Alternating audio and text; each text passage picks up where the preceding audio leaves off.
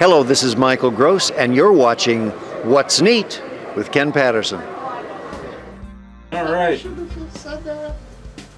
Well, how are we doing with sound?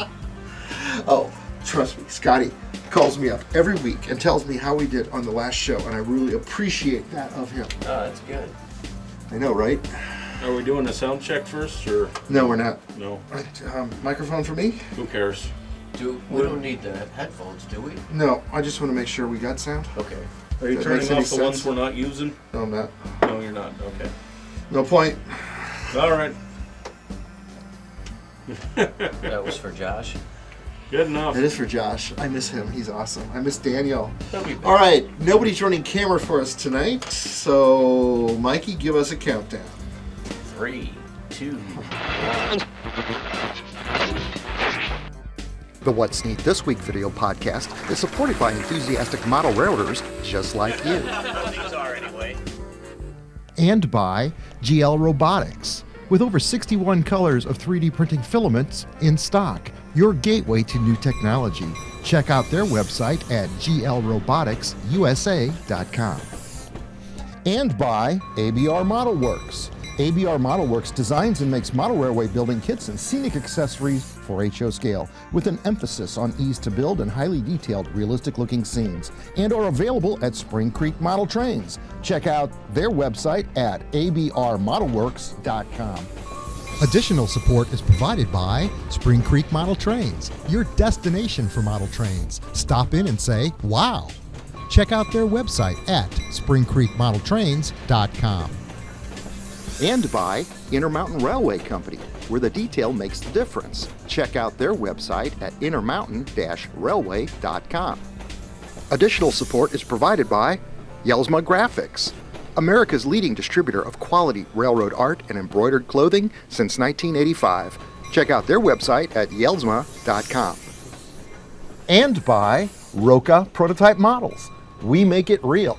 Check out their website at www.rocamodels.com. Further support is provided by the NCE Corporation, the power of DCC. Visit their website at ncedcc.com. And thank you for supporting the What's Neat This Week podcast.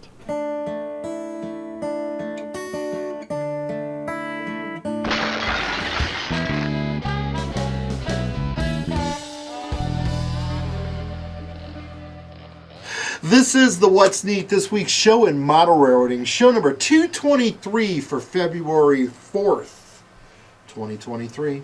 I'm your host, Ken Patterson, the host of the What's Neat in Model Railroading show at Model Railroad Hobbyist Magazine. And in that show, the February video just got released.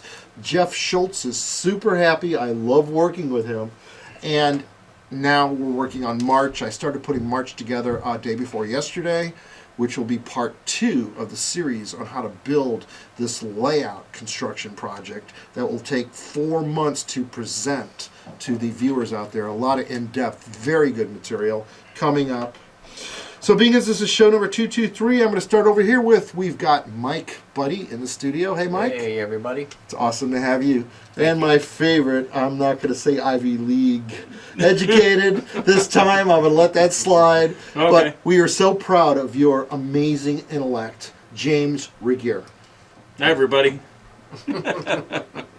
All right, so this week was Springfield, Massachusetts, that great big show on what we consider here in the Midwest, the East Coast. Denny Yelsma went through the What's Neat hats in an hour and 15 minutes. This time he was loaded for bear and figured they would last through at least the first. How many did he have? He printed over $1,000 worth of caps. Guys, I'll just say I'm very proud of you guys. Denny had said he didn't want to run out of hats in the first hour and a half, and I said this was a challenge. You guys took on that challenge, and Made it you an hour made and 15 it. minutes. Hour and Yeah. 15 minutes, even better than we thought you'd do. So good job, everybody. He sent us a lot of photographs on my cell phone. I need to figure out how to get them from my phone to the computer. But the fact is, there was a lot of smiling faces of viewers out there that watched this show. And they all got their little hats with the What's Neat logo on them. So I'm so happy for everybody. I got a lot of emails this week of folks that said, I got my hat. And they're just proud to have a piece of what it is that we do down here for the model railroad hobby itself, and that is simply promoting the best hobby in the world. All right, on another note, Dave Weber contacted me this week, and in fact Joshua and Mike also told me about this, that his wonderful son of 22 years, TJ Weber, left us 2 days before Springfield. He was getting ready to go out there to the show to sell his little ore cars that he's sold over 625 of, but unfortunately he had a heart attack this week and went to the Great Model Railroad up in the sky. And Yeah. he was on our show twice in previous episodes with his father. They made the large-scale flat cars, as you will recall, with the pup trailers on them. Right. Yeah, that's right. 3D printed. So that was Amazing talent. Quite a loss. It was a pleasure to talk to him anytime he was here. Godspeed, TJ. Yeah. We know how devastated Dave must be, and his mother. I mean, somebody that young is really tragic. Yeah. So, our hearts go out to you guys. all right. So next week, in the next month, here in March, we are going to have the folks back from Microengineering on the set.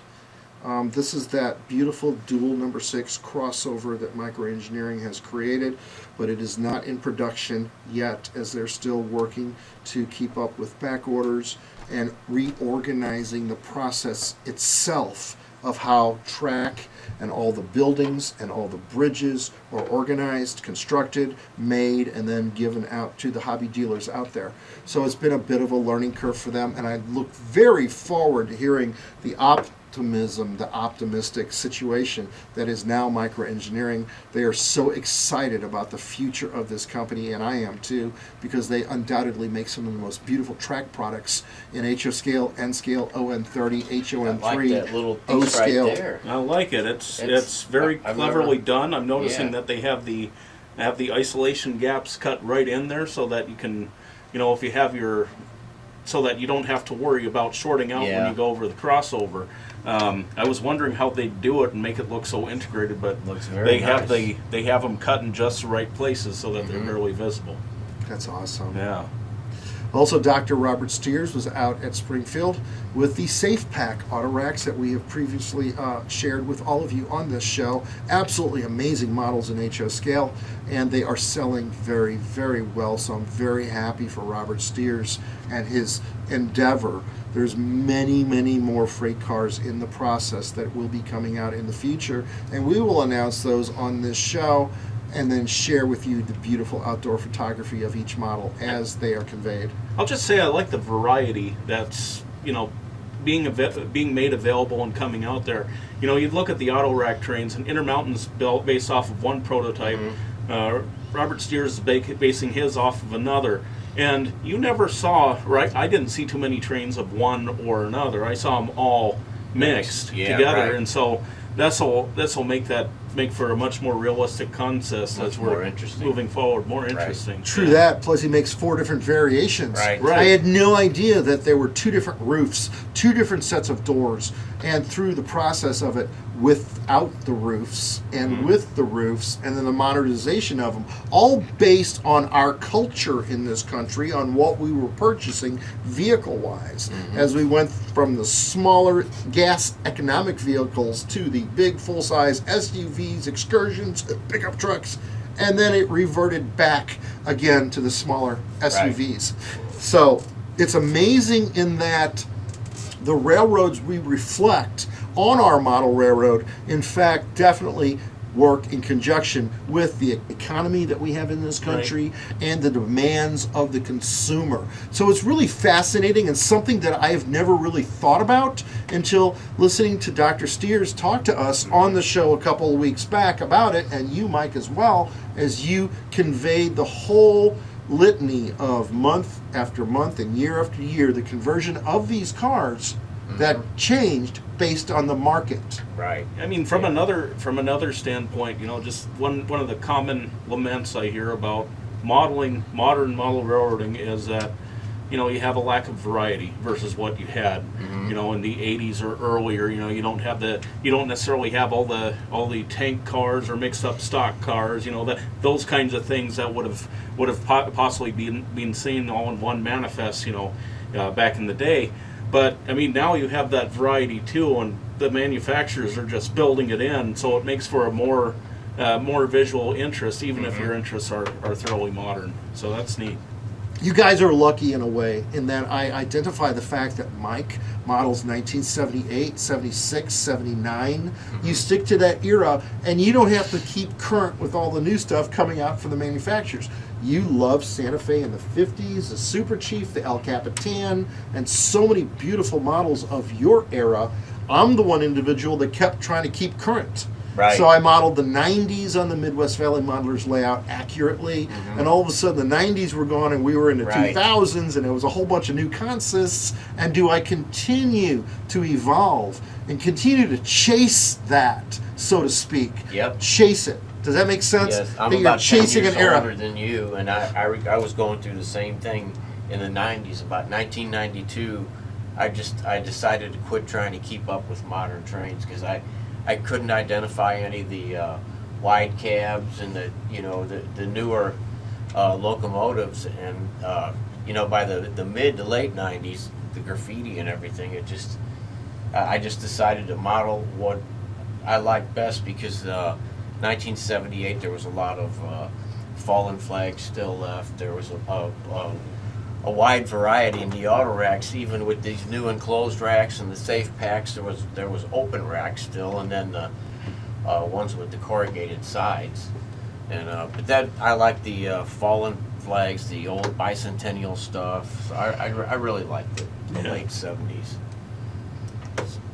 Anyway, I don't know how to follow that because now I'm going through my head all the different bicentennial locomotives that every railroad wanted to create to help promote themselves and again abide by the fact that they wanted to promote the 200-year anniversary of this country at the time, 1976. Oh my gosh, And this Santa Fe. And speaking of which, I think Atlas is making a high-nose SD45. I think, was it Norfolk and Western, or was it Southern, that had that beautiful bicentennial high Norfolk nose? and Southern. Norfolk and Southern, there you go. Hey, I got a hat. It shows it works.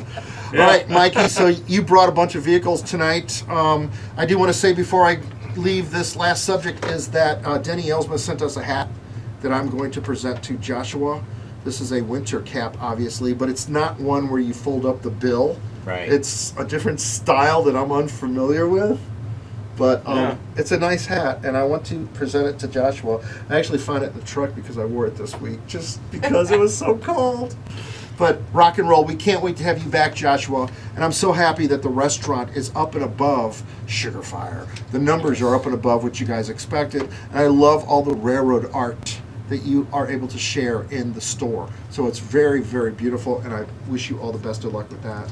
Still need to work on that G-scale delivery of, That's such an insurance liability. I just don't see it happening. There's so much food being served out of that place that there's no reason for it. Mikey, what did you bring tonight, brother? Well, I brought some more stuff from Bob Johnson at Masterbuilt Models. He is kind enough to send me a few of these new cabs and these new Jeeps. These truck cabs, I'm really excited about the two on the right. They're GMC General, and that fits my era perfectly for new trucks, and I have some photos of those being shipped on flat cars, so I know that's what I'm going to do with those two. And those next two trucks are Peterbilt, 281s, same as the dual truck that I brought last week, but they have a bunch of different paint schemes on these new trucks that Burkina's coming out with. It's just really amazing. So I'm sure the truck people are really, really excited about those. And PCX 87 is kind of a new company to me. I think they must be affiliated with Burkina, but they did some nice modern Jeeps with really detailed printing, a lot of detailed parts on them and everything too. Much big upgrade from the old Roco model that we're used to. Yes. and they really did a nice job on these. And there's like 4 colors. I'm sure they'll probably come out with some more. So then, rest of them are all Pontiacs tonight.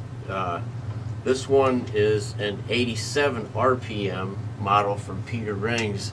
It's a 63 Le Mans Pontiac, and it's just built as a daily driver.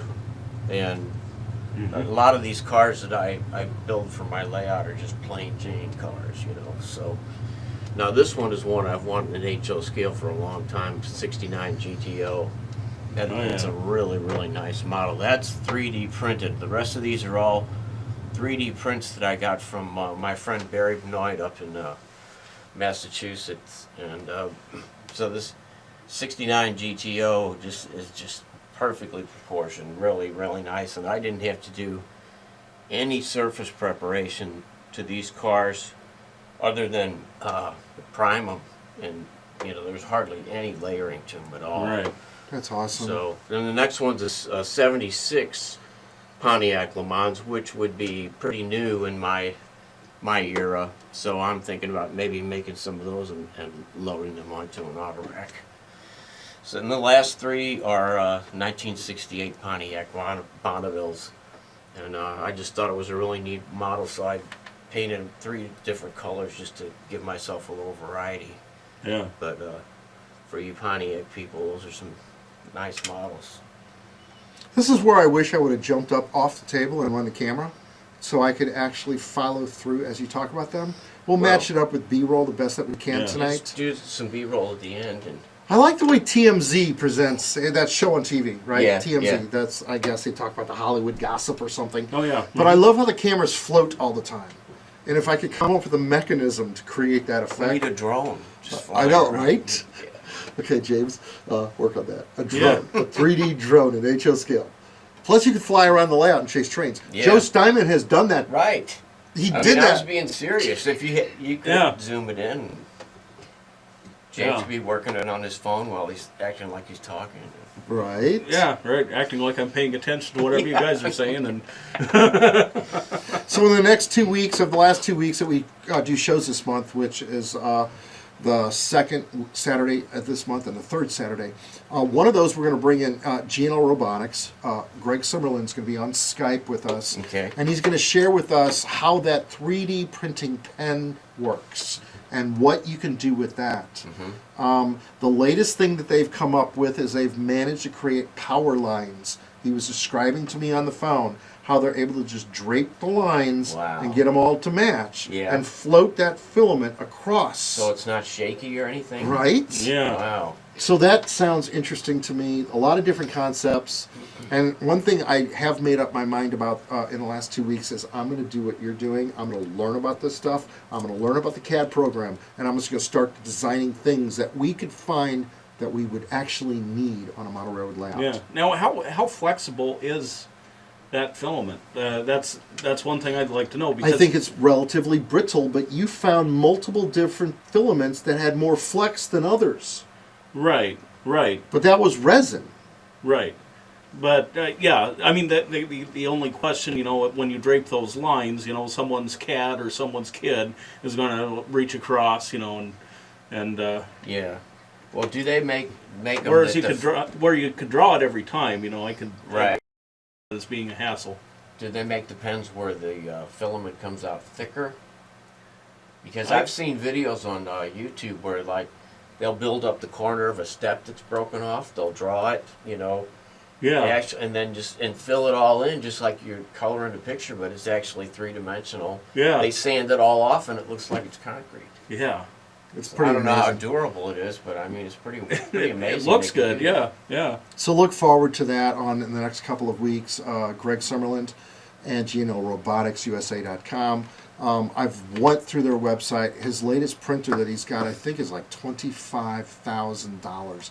There are some high-end printers now that he's adding to his line. And wait till spring when he starts selling those robotic lawnmowers that are perfect for the garden railroad. It's better than having a goat because you don't have to feed it.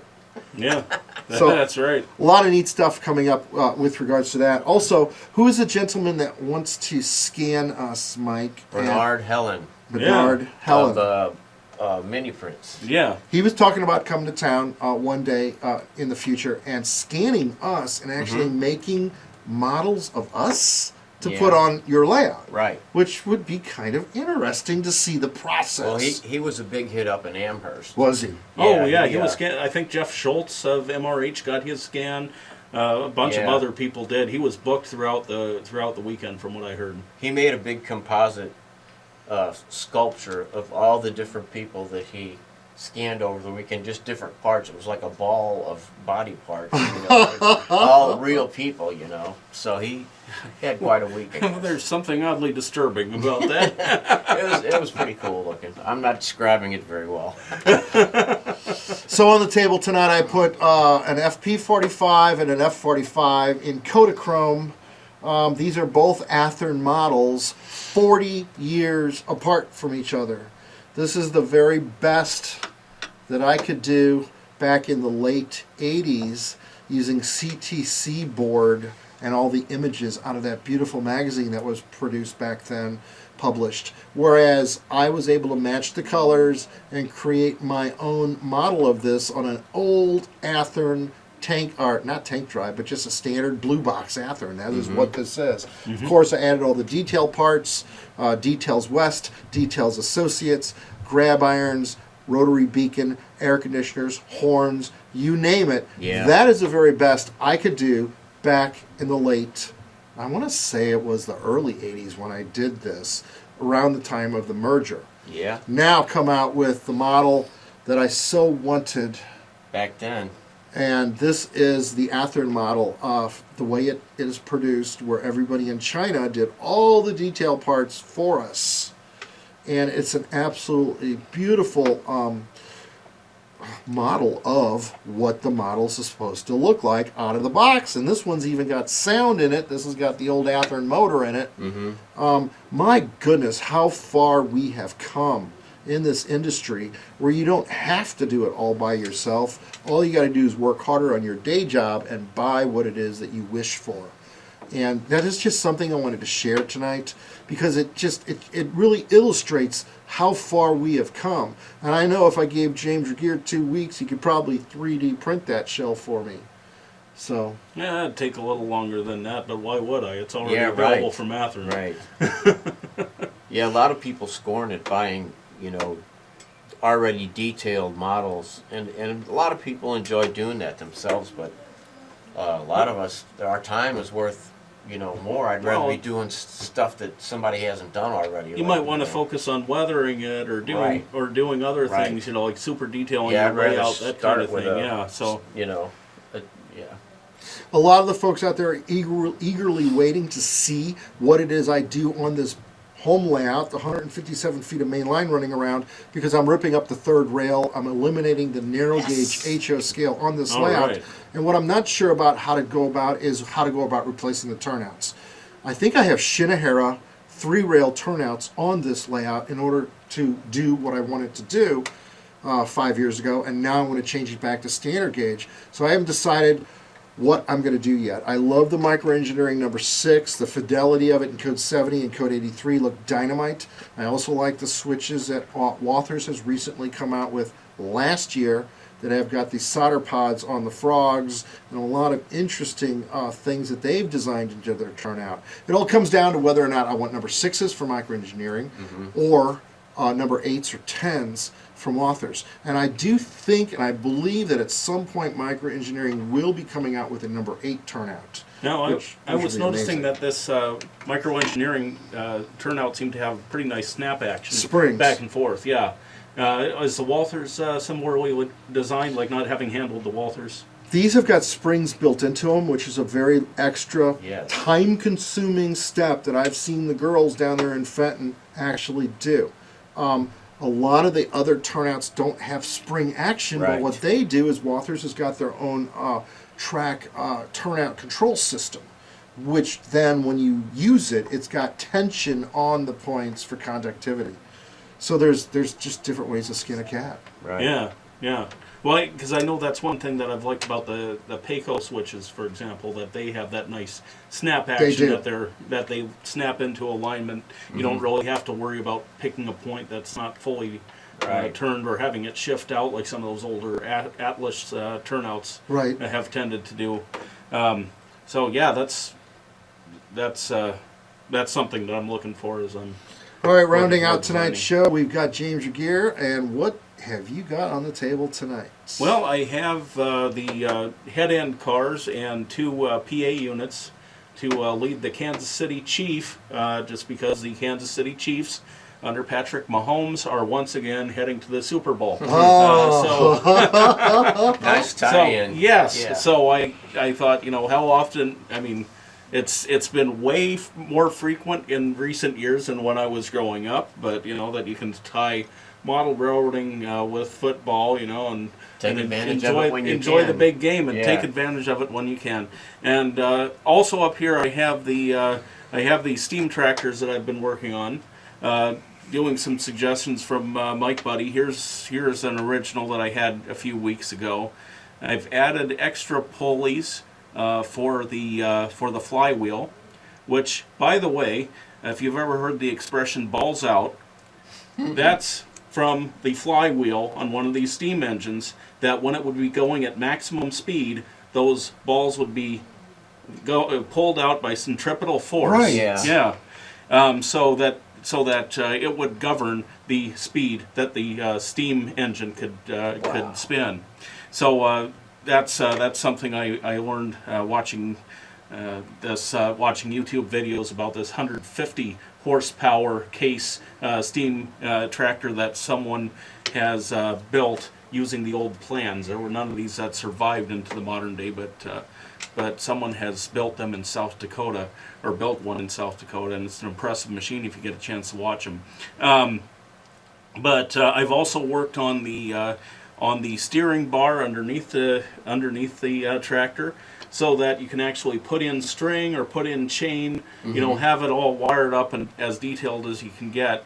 Now I wanted to put a belt, up from the main drive shaft to the governor, and I thought dental floss might do it. Dental floss was actually way too wide. Belt. Yeah. Yeah. Dental floss is too wide. Dental floss was too Wow. wide. Yeah, I'd try that easy line. so yeah, That's flat. Easy line might be the ticket How wide for that. was the belt in real life? Like 6 inches? or? In real life, it was 6 inches. I mean, I was looking at this thing; it was not that Yeah. wide. What's the thinnest pinstriping material for vehicles you can get? That's another thing I was thinking about too. Yeah, that's a pinstriping good material idea. for vehicles. Yeah. So at any rate, I've been working at experimenting with these. Someone had requested that I make the wheels on them rollable, and so I designed a mesh so that you could use Atlas track nails, to sort of. If So you drill one of them these out- rolls? No, none of these roll. Not yet. I haven't worked that out, because one thing I forgot about, if you have rolling wheels, you actually need to think about a bushing to keep those rear wheels away from the Right. sides of the Okay. the sides of the tractor, and so I hadn't really thought that through on the original mesh, so it didn't quite work as I was hoping it would. But the one thing I will say about having these models rollable, you're not going to roll them around too much on your layout. So for the most point, I wouldn't worry about that too much. But the other factor is this is resin. So if you're looking to replicate an Erdl, tractor and have a Erdl traction engine, I would say shell out the extra on eBay for that old Erdl 1/64th steam tractor that Right. that they would have, just because you're dealing with metal, you're dealing Yeah. with something that can be played with, and can be dropped on the floor without worrying about it breaking. But I can definitely see breaking points in the front axle in particular. Man, those things were huge. I mean, Right. So these are actually pretty small tractor models, but Man. I will be doing a case 100 horsepower steam tractor with the cab. Yeah. I know that some folks have asked me that I do that one, and those are just such cool looking machines that I thought that ought to be built. I think there's been this video circulating just this last week where they have one of these Case 100s hooked up to a weight pole at a fairgrounds. Yeah. And it's at night, and they just have that fire running so hot, it's just shooting out sparks like 100 feet into the air. It's an impressive sight. That's scary. So if we find that on YouTube, you know, you can put that in on B-roll while I'm talking about it. But at any rate, I'm on to the next project, which is building a threshing machine, and I'll share I'll share what I have so far on the threshing machine. I'm sort of going to I'm trying to model a McCormick Deering threshing machine from circa 1900 thereabouts. That could then be paired with this tractor. And Now, does that run ahead or behind of the tractor? so what would happen is the tractor could potentially pull it. You know, it has a hitch, or they can pull it with horses. They'd set the threshing machine up here, approximately on the field in front of the tractor, and they'd have the belt running between the tractor and the threshing machine, and that would be what would drive it. This was in the days before you had the power takeoff shaft or any of that. Yeah. And you wanted to again keep a good distance between the hot sparks that might be coming out of that funnel on the tractor and the very flammable straw that the threshing machine is spitting out.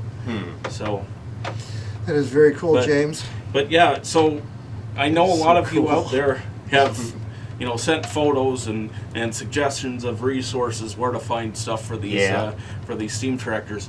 I've not quite been able to find nearly as much on threshing machines, at least not the dimensions. Yeah. And that's one of the things that's slowing me down a little bit, on, you know, because I want it to look right, and I'm sort of using this for scale, but I'm realizing that the Google just doesn't quite turn up nearly as much as I'd hope it would. Yeah. As one might expect for, you know, 100-year-old technology. Right. But, you know, there don't seem to be quite as many enthusiasts for, you know, threshing machines out there as there were for these old steam tractors, just because, you know, the threshing machine was an implement, whereas the steam tractor was something cool, you know, a piece of technology that almost has a life of its own. Yeah. That's awesome. So, yeah. Anyway, if you have photos of that, you know, send them in. I'll try and use them with building that model. But I've gotten started on it. I'll share photos of the masher as spin around. That is very cool. So. Yeah. All right, I've been working down here really hard on dusting off all the models on the shelves behind us here. Everything's been reorganized and set up in the consists where they belong. But the biggest thing was getting that dust off. Yeah. And it sure is wonderful to see things clean down here. Mm-hmm. Yeah. The Model Road Hobbyist magazine video that's out there on how to build trestles, how to build light year trestle. I believe that video is right around 60,000 views right now for viewership on that. A lot of people have an interest in wanting to build something like this, and it just takes you from start to finish on the entire process of building an absolute accurate prototype trestle. So look forward to that. I've been looking at a lot of the past What's Neat videos that I've made for Joe Fugate and Jeff Schultz over there at Model Road Hobbyist Magazine, because I figured out how to make this TV down here get YouTube. So now I'm like almost addicted to watching things over again. Yeah, that's what Dave Davis does, man. I visit him, he goes, hey, watch this. He's got this giant TV, or watching YouTube stuff. Right. Well, they have the train stuff. They now have the new Yankee Workshop on YouTube that the original love that producers show. have released. You know, and they've started with each and every season 1 and onward. And so I've been kind of watching that. The girls have actually started to really like watching it as well, and it's really inspiring, all the different projects that you can do. We need to get a model railroad show on public television like that, like This Old House or something to that effect. I mean, on Fox now they've got the Lego show where the people are building Legos for competition. Well, here we go again, 7 different authors' buildings of the same type of building. Have 7 groups of people as groups build it and see what the end result is. We actually filmed a show like that I never completed the edit on, but I do see the potential in bringing the interest of the general public into our hobby and say, look, this is not playing with trains. This is an art form. Right. This is our art, and we take it very, very seriously. It's really interesting just how I don't know if fragmented is the right word, but you get into miniatures, like miniature soldiers, building them on battlefield or dollhouses. Wargaming. Each of these has their own following, and some of them larger than others.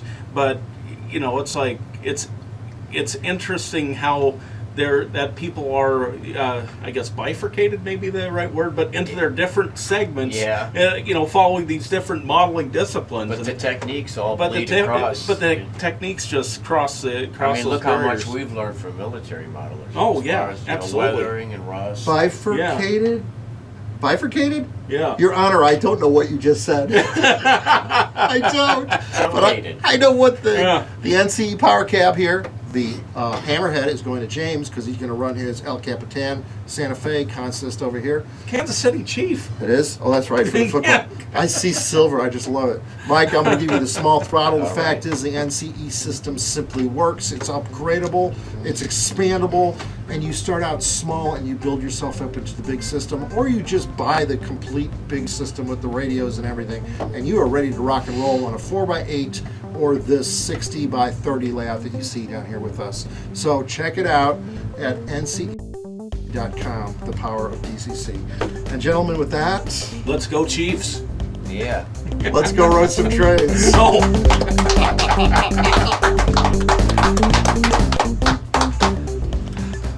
Okay, 31 minutes. Thumbnail. That's good. Perfect. You know, right? Joshua, can I wear your hat for this shot? I have to. And I gotta shoot B-roll of all your material. Ready, set, look at this camera there and smile. Whenever you're ready. And here we go. That's our thumbnail. Good job, gentlemen. Don't forget to take off your microphone and turn your cell phones back on to sound. And I'm rolling credits as camera one rolls. We made it. Good job. This is a really nice hat. It is. I know, Right, you need to take B-roll. I do. I'll shoot all that stuff as you talked about it. It's really beautiful material this week. It's just a lot of neat stuff going on. And I'm really happy you were able to make it tonight, James. Yeah. In other news, I am replacing the two Broadway Limited decoders with TCS On what engines? on that Mikado and the Blue Goose. You're going to love that. Yeah, Yes. yeah. I mean, they're the two ones. I talked to Dan Michio this week. Yeah. He's doing good out there. He's happy. Oh, good. Where is he now? TCS, train control And system. where is that? still. Like out west somewhere? It's not that far from Bachman Industries in Philadelphia. They're pretty Oh, close okay. I to each thought other. he was up east. It's a great outfit. Really, they strive to make good products. Yeah. All right, guys, I'm going to kill sound.